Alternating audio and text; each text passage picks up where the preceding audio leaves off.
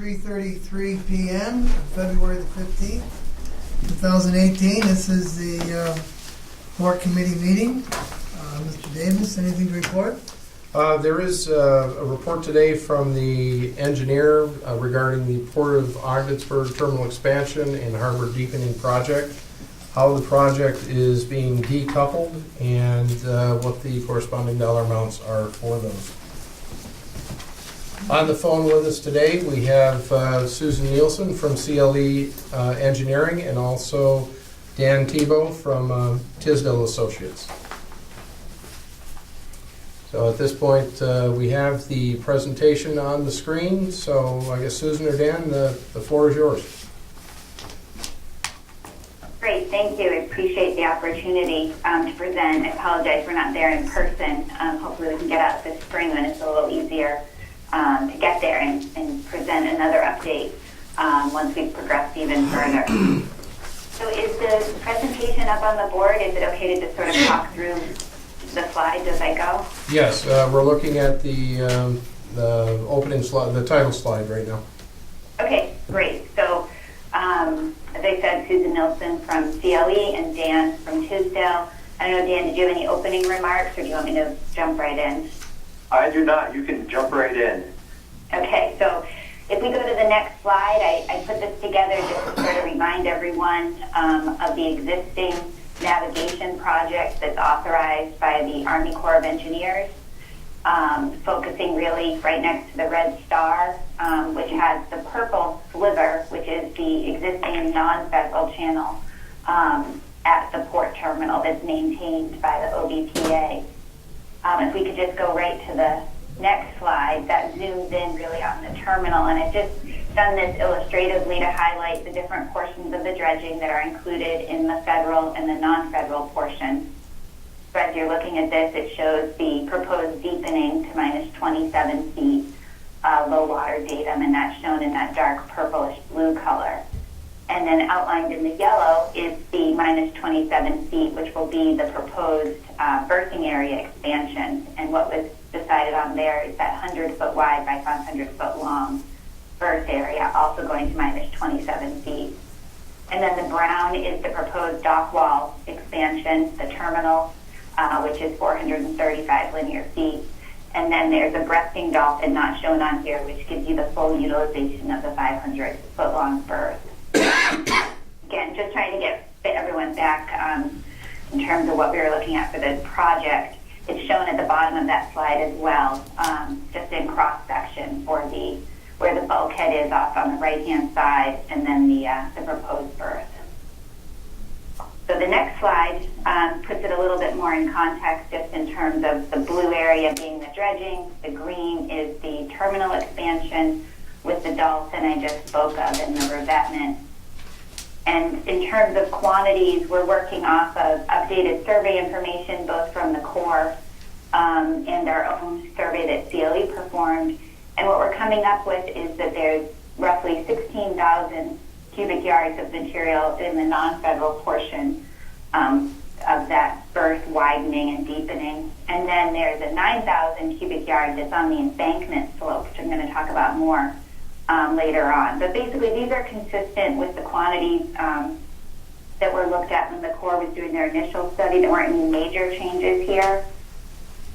One difference, however, is they've done additional borings in the dredge footprint, and they are finding rocks to be a little bit higher than they originally anticipated. So their breakout of rock versus sediment may change as they continue that analysis, but they don't have anything final yet on that. We go to the next slide. This is just to give you the context of what we're looking at based on for the temporary dewatering, and we're working with Steve and Wade to think about not impacting operations, but also what it would take for temporary stockpile areas. These were just some roughed out areas that we may consider using the temporary stockpile materials in the event that we reuse them in the cells, or to temporarily stockpile them before they're ready to be transported to the airport for disposal. Let's see. Any questions so far on the scope of the project?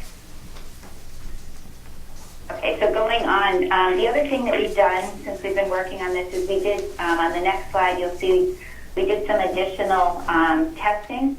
We did that on the embankment, which is that existing revetment that's just, that's in the footprint of the proposed terminal dock wall. And when we did that testing, it was to determine the chemical characteristics of the sediment to see if it was suitable to go to the airport. And what we found was that most of it is suitable and meets the criteria that it can be used unrestricted. On the embankment, however, the top 6 feet did have an elevated level of arsenic in 2 of the 3 samples that exceeds the level that New York State DEC allows for restricted reuse. So that disposal reuse option is to be determined. We had a meeting last week with the regulatory agencies and we're working through what the options are there. That's sort of just a placeholder, knowing that that top layer may need some additional testing to further quantify it. And we're looking into the option of actually keeping it on site, putting it back into the cell, versus needing to haul it off site. But as it currently stands, that layer, which is about between 2,000 and 3,000 yards, would not go to the airport. Does that cause any additional cost on our part? It potentially does have cost implications, which I'll talk about when we get to the budget. But yes, that was something that was unknown until we did the sediment chemistry. And given that elevated level, if it is not able to go back in the cell, it would have additional costs for trucking and disposal. So just going down to the next slide, which is slide 15, if we're numbering. I'm not sure why we started at 9, but this is just a detail of what we're proposing for the terminal wall. Now, we've talked about the dredging. We are still very much similar to the original concept we looked at after the alternatives analysis, and those, if you recall, are the cellular cofferdams with a pile-supported relieving platform. And then, as I mentioned earlier, the dolphin, which is about 47 feet away from the end of the expanded terminal. And that has a catwalk that goes out to it so personnel can transit their way over to the dolphin to be able to tend to lines. But it did reduce the overall cost of the terminal expansion when we were originally looking at this at the 30% level.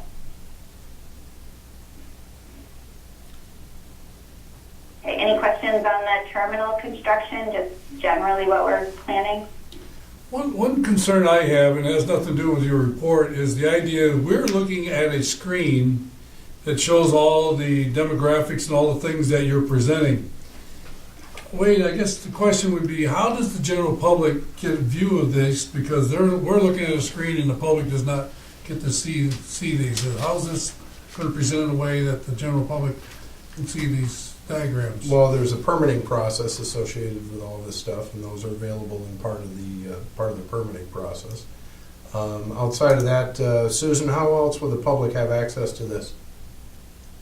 This presentation was made specifically for today's meeting. It was not intended to be distributed because I feel it's still in draft form, and some of this information hasn't been finalized, but it's really, I think it would be the board's decision how this gets distributed. When we file permits, which we expect to do the end of March, all of that information will be public, and it will include all of the details that we're proposing for the construction and the dredging and plan for the reuse or disposal of the sediments. But it won't include the detailed cost information that I'm going to be looking at in just a few moments.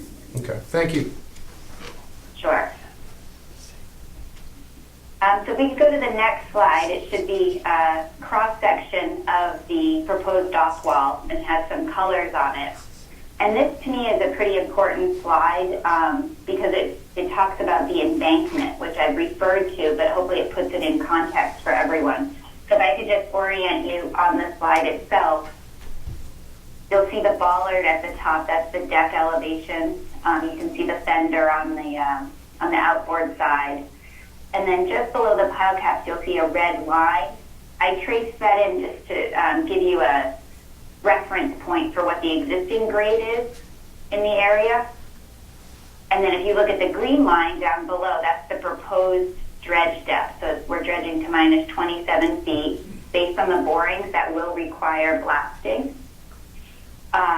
And the blasting needs to be done prior to construction of the cells because it's not going to be stable to blast right up against the cells. And there's a concern that if you put the cells in first and then try to blast, you would do damage. And also, if you put the cells in first and don't blast, then it's unlikely you'll be able to achieve that final grade of minus 27. We've had several meetings and conversations. In fact, we have weekly conversations with the Army Corps about the sequencing and the coordination of the two projects, the dredging and the dock wall extension.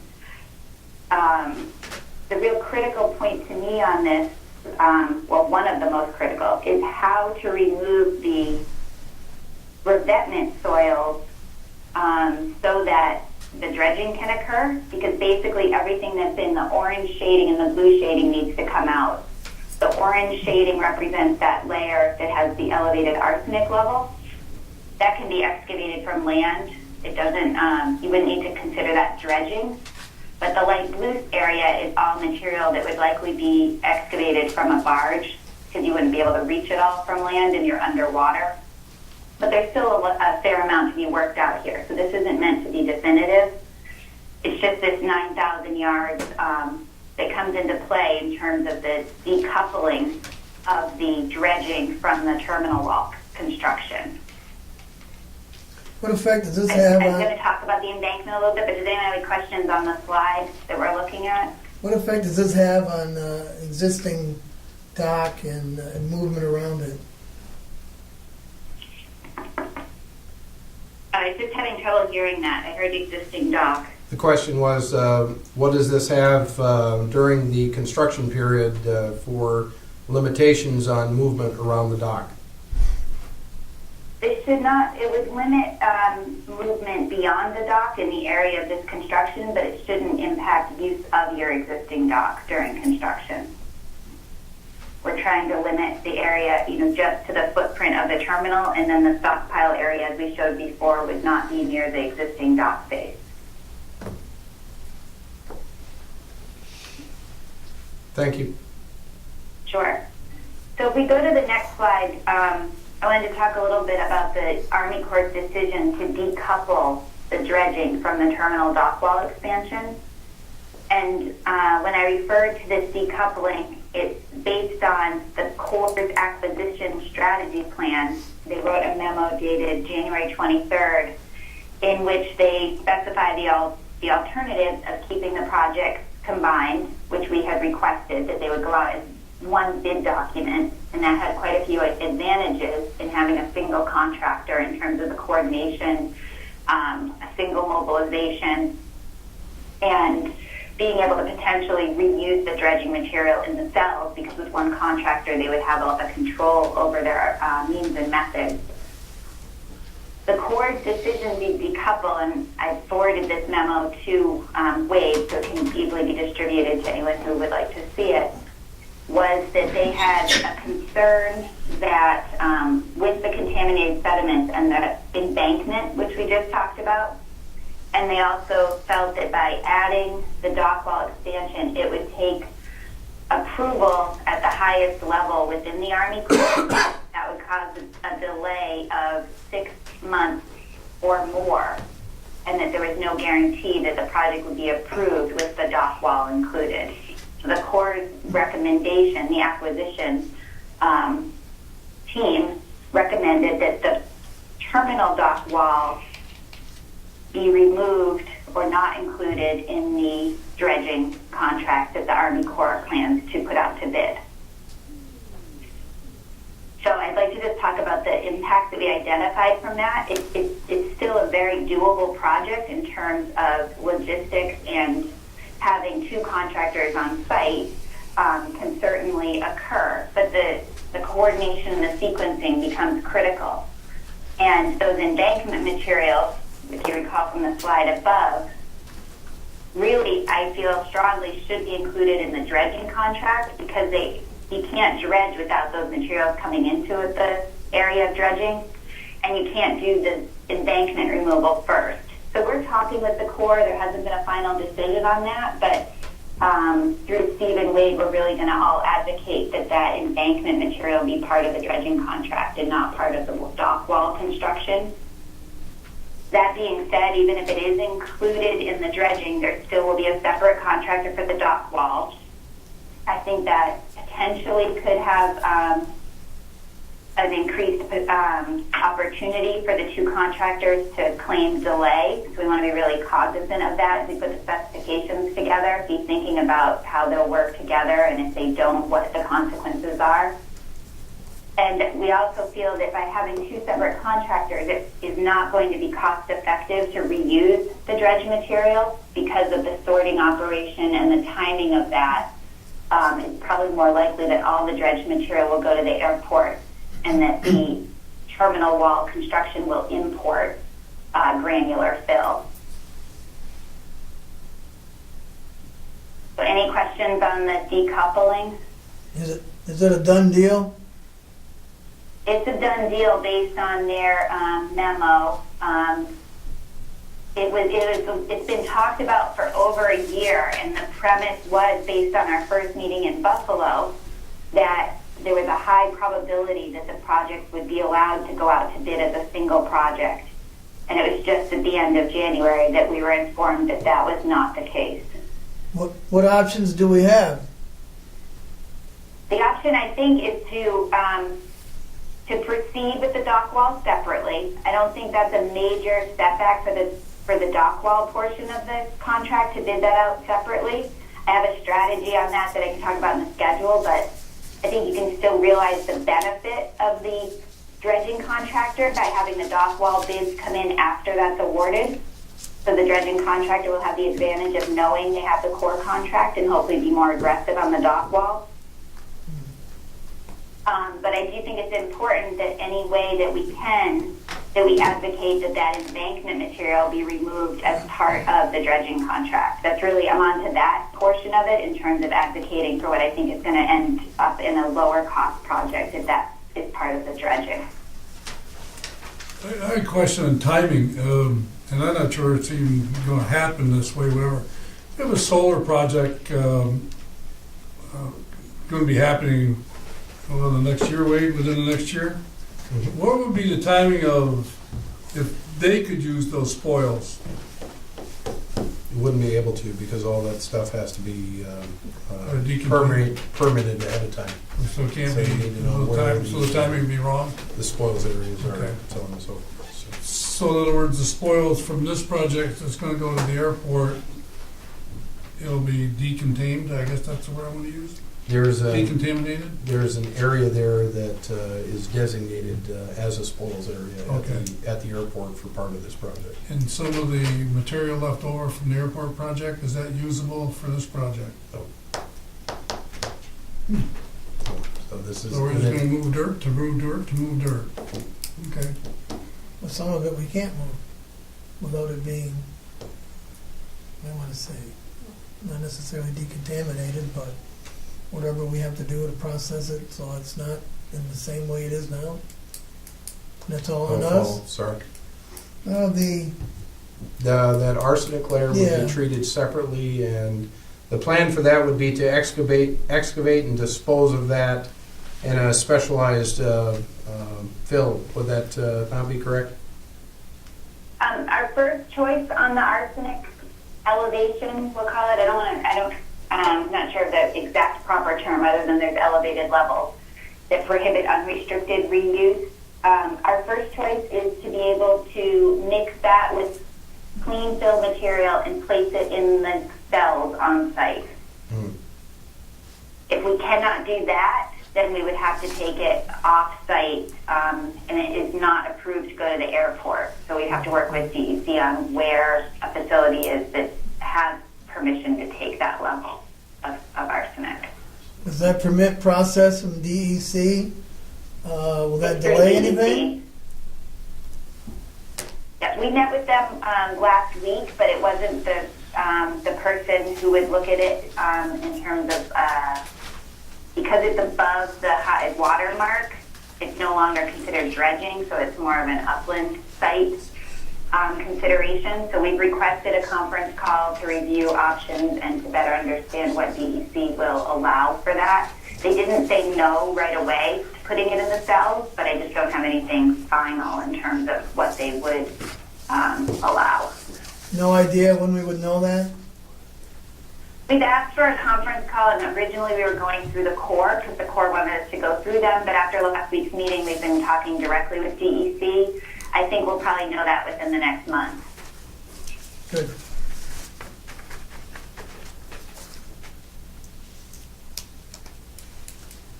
Okay, anything else on the decoupling for now? The other pieces I wanted to cover were budget and schedule, so we can certainly come back, but... No, that's good. Okay, so going to the next slide, I'm not sure how easy this is to read up on your screen. I just wanted to include our detailed takeoff for the construction estimate. I'm not going to go through every line item, but if you look at the top, you can see that this pre-excavation, the dredging of the embankment, and then that top 6 feet, if I assume off-site disposal, and I'm not sure what the disposal cost would be for that, you're up at about $1.3 million just for that portion of the project. The rest of the project is coming in, as we went from our 30% design to 75% design, it's still right around, if you go to the next slide, it's still right around $10 million. But when you add in that $1.3 million for the excavation and then add in the contingency, which we have 15% right now, the total budget estimate for the dock wall is $11.8 million. And I can come back to this, but it's probably best to just go to the next slide, where I've summarized where we are based on these assumptions. So I called the $11.8 million on the previous slide $12 million for the dock wall, and that includes that embankment excavation and the top 6 feet of material, which was $1.3 million, and then $1.5 million for contingency. So there you have $2.8 million. That's between those two items, the embankment and the contingency. And that doesn't include the engineering, permitting, construction day services that we had originally submitted.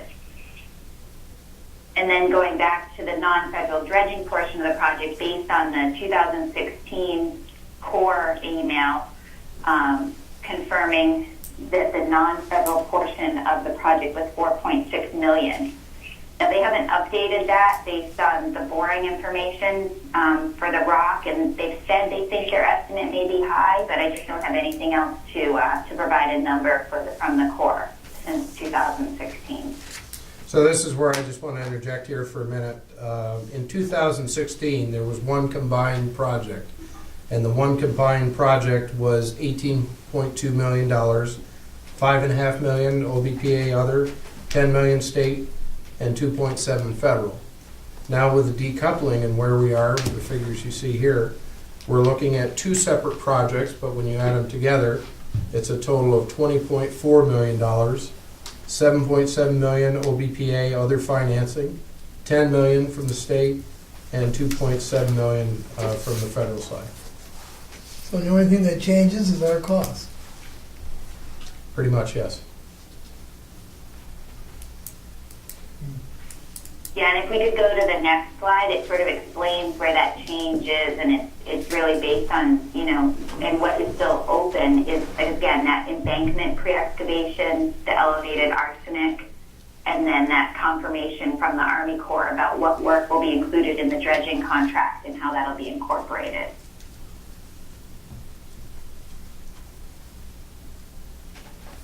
So we can come back to budget, but I'll just move on to the next slide, which is schedule, because I think that's important to also keep in mind as we're thinking about these additional potential costs. So this schedule is based on what the Corps provided just on February 5th. They're planning to issue a pre-solicitation notice as part of their advertising process for the bid in October to November. And then the RFP will go out in November with the bids due at the end of December. They expect to award a contract in January and then have the physical project complete in October of 2019. what we're suggesting for the dock wall, again, based on this coordination and sequencing between the blasting and the wall construction, is that we're ready to put our permit submissions in, as I said, late next month.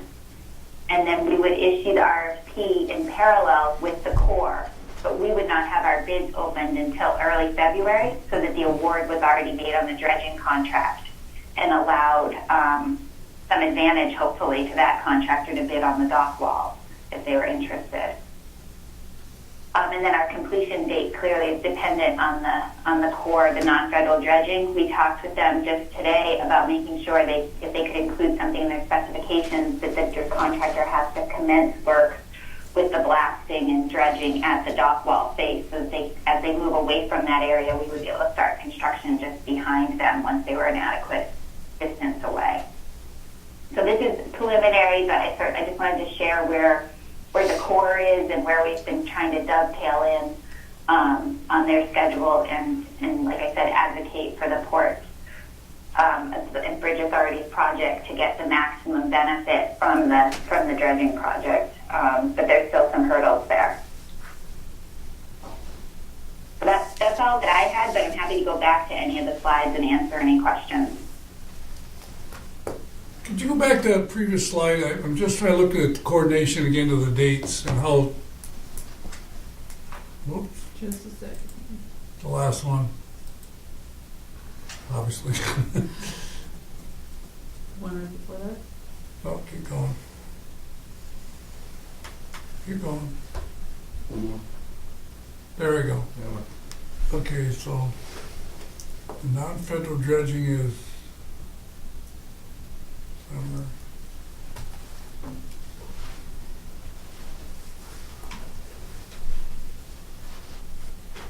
Okay, thank you. I could interject while you're looking. There's a fairly large caveat with this, that the permit agencies typically have a time of year restriction. It doesn't allow in-water work or dredging between March and July. The Corps is going to try very hard to work with them to have controls in place that would allow the dredging to occur during that time frame, because otherwise it really leaves very little time for the dredging if they can't start until July and have to get out before the freeze. The thing I was looking at, Sue, was the opening of bids. I see the non-federal dredging, the opening bid is December, and so now all of a sudden you know exactly what that bid's going to be. And then the next opening bid is in February for the wall, and I just kind of wondered the symmetry of that bidding process and how that would work for us. Or I did that. Oh, sorry. The reason I did that is because typically on a federal contract, I get concerned that until they actually award it, which they're planning to do in January, you just never know if it's going to be awarded to the contractor, if he has everything in order and there's no misstep in the bid award process. So I think we can have ours open just after theirs, but I think we should wait until the award versus just the opening. We can decide that if we're really confident with the opening. I just don't know if I were a contractor if I'd be confident that I had it until I got a notice of award from the Corps. maybe I misunderstood something earlier. You said that you would like one contractor? Well, like the low bid, I'd like to know who the awarded dredging contractor is, because they have an advantage of already being mobilized on site. And I would like one contractor from the sense that it minimizes the coordination challenges of having two contractors working in such close proximity. But we may not be able to avoid that. We may end up with two contractors, and if the Corps doesn't include the embankment soils, that has to get worked out. That could even be a separate bid. But I'm going to keep that as a remote possibility and say it's likely it would be one or two different contractors. In your best estimation, will you have some lively bidding on this? Or is it kind of a I've restricted tried, area? every time I see someone who's in the industry, I kind of mention this is coming up. It's hard to tell because it just depends on when other things come out to bid. But I think you'll have some decent responses on this. I mean,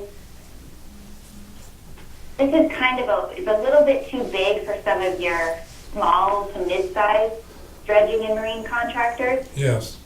But it's on the small side for your really big ones. So it's tough to say. I'm hopeful we'll keep talking it up even before it comes out so that you can at least get, I'd be happy if we got 5 or so. That would be great. Okay, I mean, I remember all the things that we did as far as your presentation, the dynamics of the engineering, and how sophisticated this whole project is. There's much more sophistication to it than meet the average eye. And I said, okay, who's out there in this area that would take on a task like this? Because it's really monumental, if you want to use that word.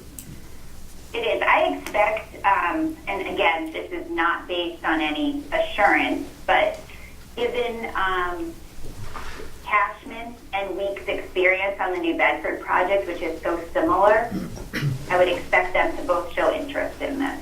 Good. Good. Cellular coffer dams, blasting, dredging. I mean, it's Okay. really similar. And their experience on that, I would think they would be interested in this. Now, they joint ventured on this. I would expect on New Bedford, I would expect they may bid this independently.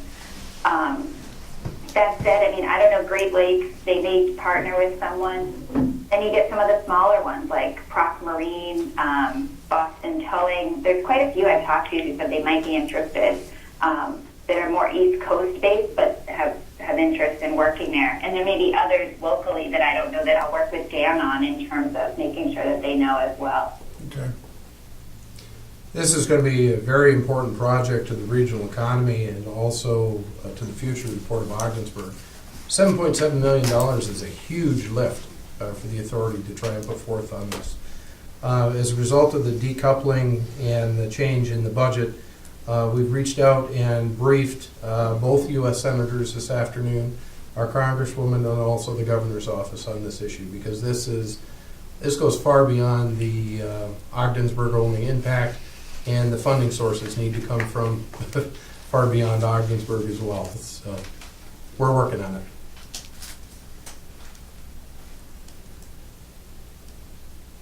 Anything else for No.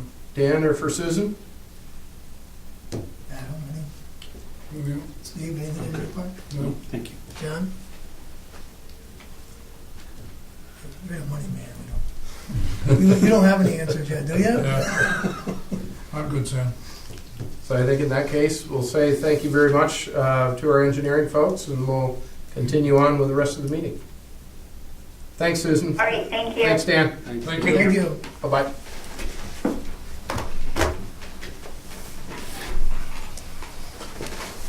In my essence of time, I have to leave about 4:45, and so We better move it, eh? we better move. Well, I knew that was important, so I mean, that's why we went first. So Yeah, that we was can- good. The dynamics of where we're at.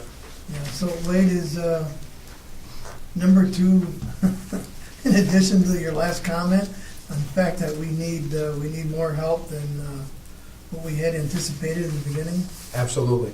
And we've reached out for that assistance. We got these numbers just over an hour ago, and we've already briefed the relevant parties. Good. That's good.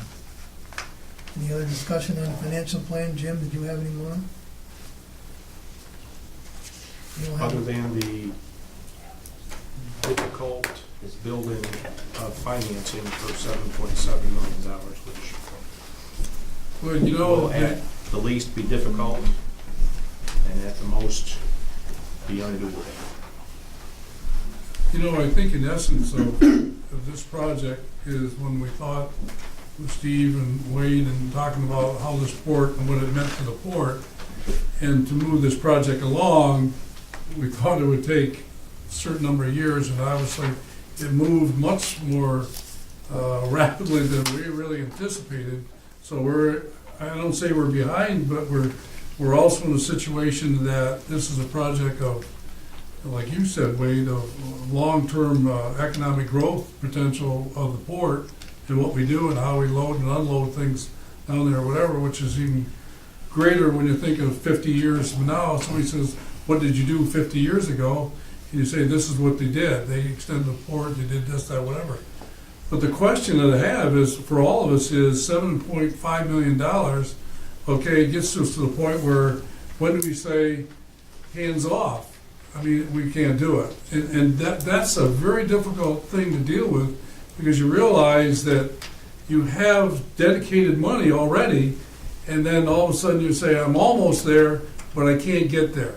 And I'm not sure, as a board and as our team and people were researching this whole project, is when do we get to the point where you say we have to, I don't say if we can postpone it, delay it, because somebody will say, okay, it's not a reality, so I'm taking whatever funding I have back, and then we're done. And that's disturbing in a way, because I realize the long-term effects of such a project, and with Adam and understanding with their firm or whatever, is our growth is in the marketing, engineering, and also of the type of logistical things that were in a network that we were never in before. And so it all ties in.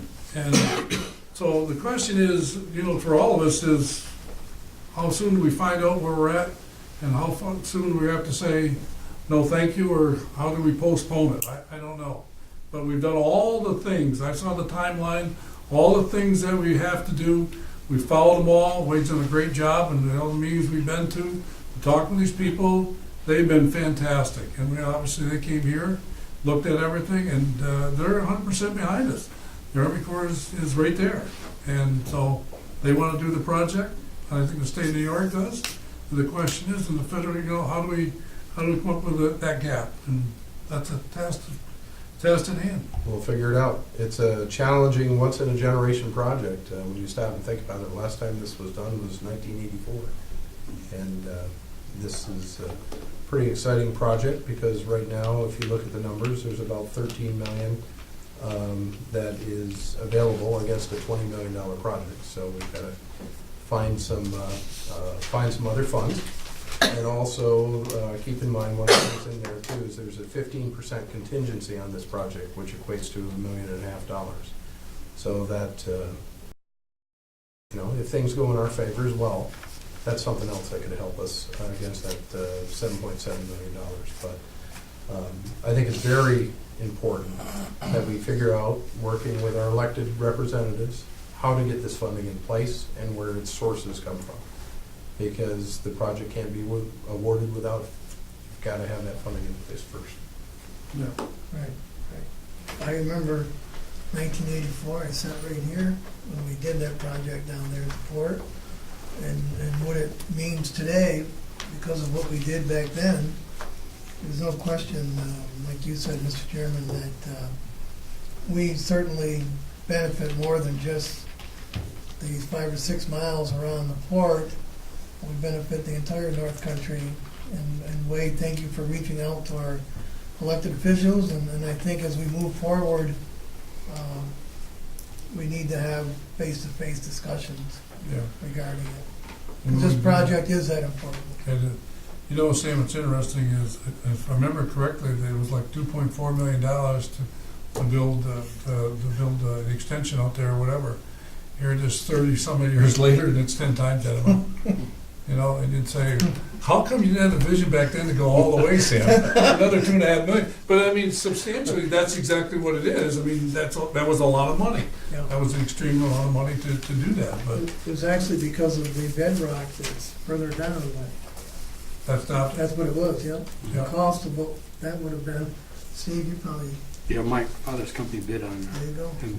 and that was I think Schickel did the work, Mhm. yeah. Yep, And that was the limiting factor on it then, because that was a question asked. yep. I know. See, my memory's not completely shot. No, I know. Not completely, yeah. Not completely. All right. Anything else on number 2? Item number 2 on the agenda? No? Sam, you good? I'm very good. Okay. Port status update. Adam, I know, there's people you're talking to. A lot of things haven't been finalized. But if you would give us a general idea, as much as you can, how are things looking for this year? Are we in executive session? No. No, we're in. When we go into executive session, I can certainly comment in more depth. Okay. 2018 looks to be a like a good year. It will be a good year for us at the board. Currently, we're very low on salt, so those shipments are going to be pretty well all over with our main client Yeah. probably by the end of next week, and then there'll be a little bit left in the dock for the remaining client. But yeah, 2018 will be a good year and successful, and we could talk Okay. about those clients and specifically Okay, when we good. go into session. That's good news. Yeah. So we're moving salt out of the port quite frequently now? Every day, yeah, every day. 7:30, and grain is moving at a slow pace depending on the throughput and the amount that's staged there, but not a lot of grain right now. Okay, but the movement of the salt, I mean, we can handle that with personnel we have now, Yeah. and everybody's busy? Yes, then it'll die off. One of our clients will be, they'll be pretty much out, like Adam said, next week, and then we do have a stockpile from another, but we don't know exactly how much, whether they're gonna sell that or move it, but it's been here quite a while, but they don't have any area contracts. Okay, So- we're on salt, Yeah. Yeah, the contracts expire March 31st, and they have the new contracts. They've already been reviewed and sent to them.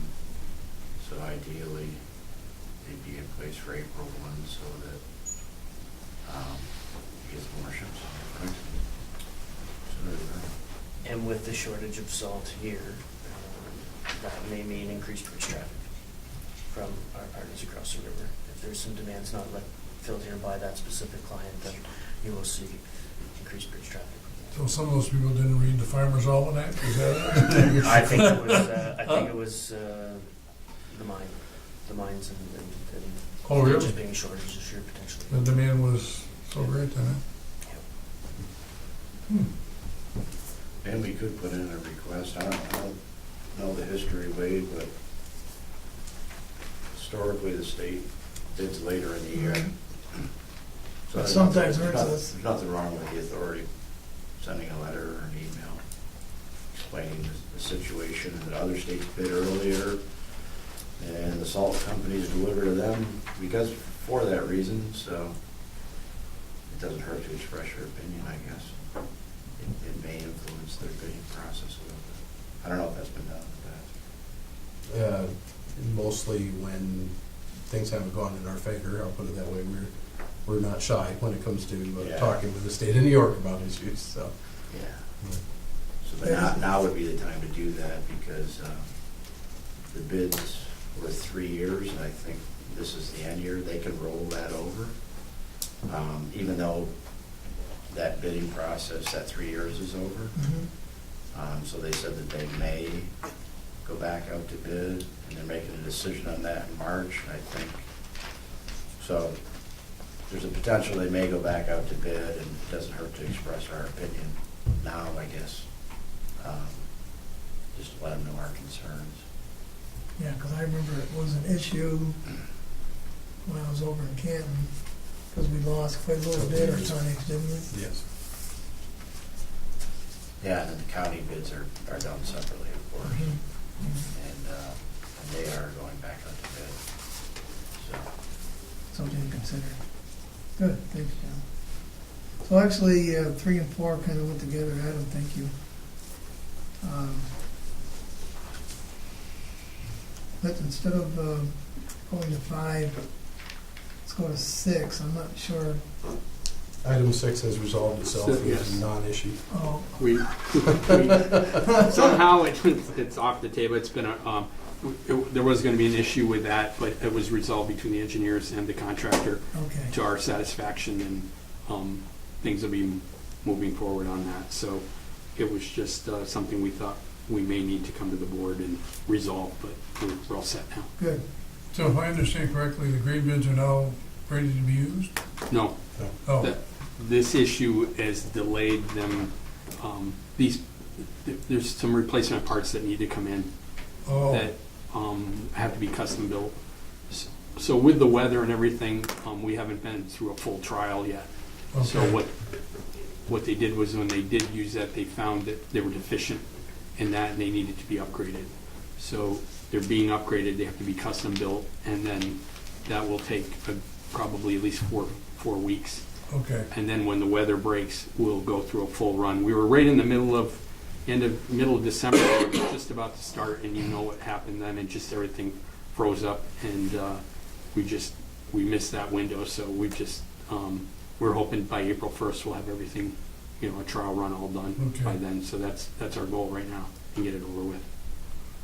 So in our marketing season, obviously commodity market does what it's gonna do, but we should be ready to go in June, whatever it wants to be. Oh, yeah, That- June easily. So we can do all the things that we need Yeah, to do. yeah.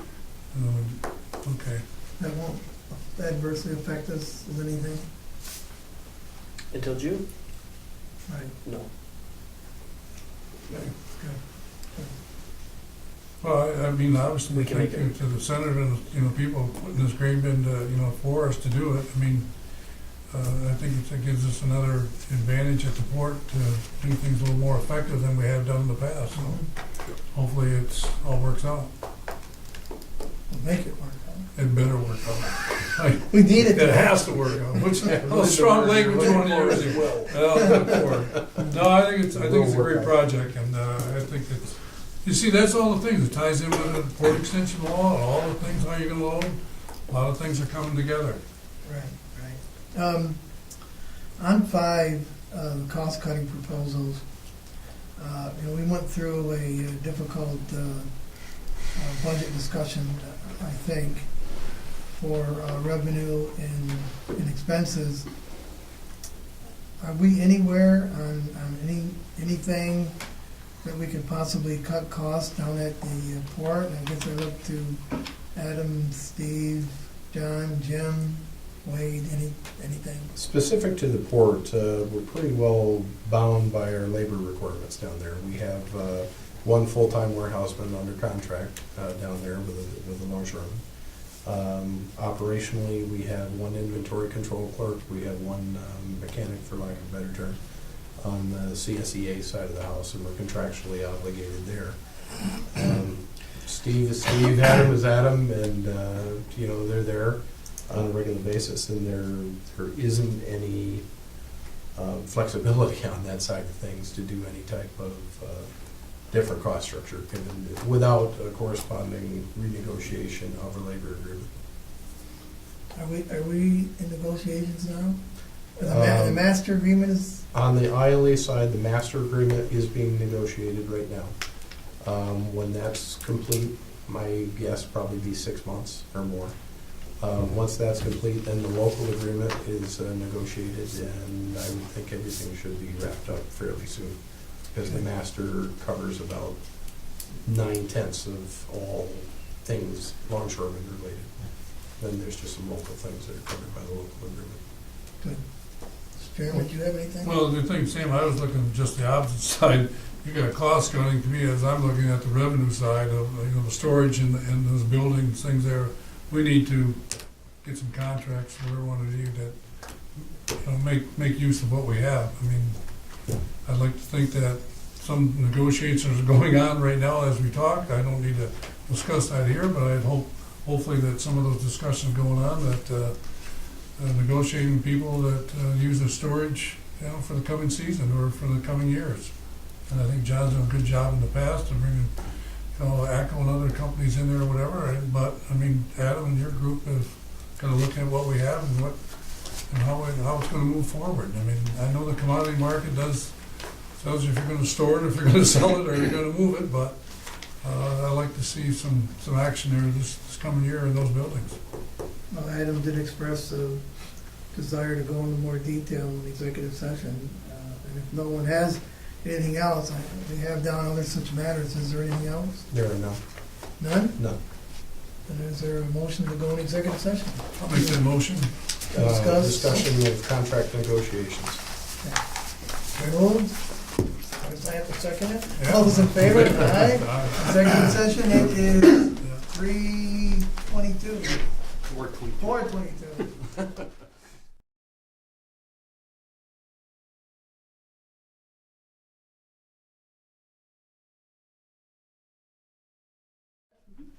Okay, we're back in regular session.